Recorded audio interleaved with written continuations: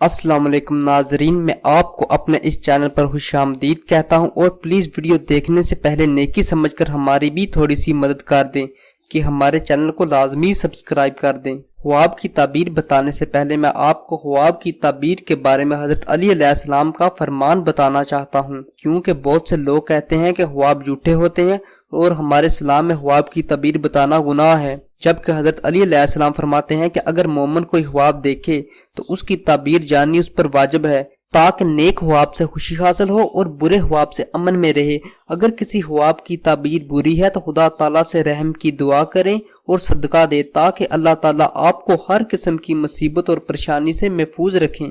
ناظرین، آج میں آپ کو خواب میں زلزلہ دیکھنے کی تعبیریں بتاؤں گا۔ اگر آپ نے خواب میں گھر پر زلزلہ دیکھا ہے تو یہ گھر والوں کا کسی مصیبت میں گرفتار ہونے کی علامت ہے، اور اگر شدید قسم کا زلزلہ دیکھیں یعنی کہ کسی مکان کو زلزلہ کی وجہ سے گرتا دیکھیں تو یہ کسی وبا کے پھیلنے کی اور لوگوں کے مصیبت میں گرفتار ہونے کی علامت ہے۔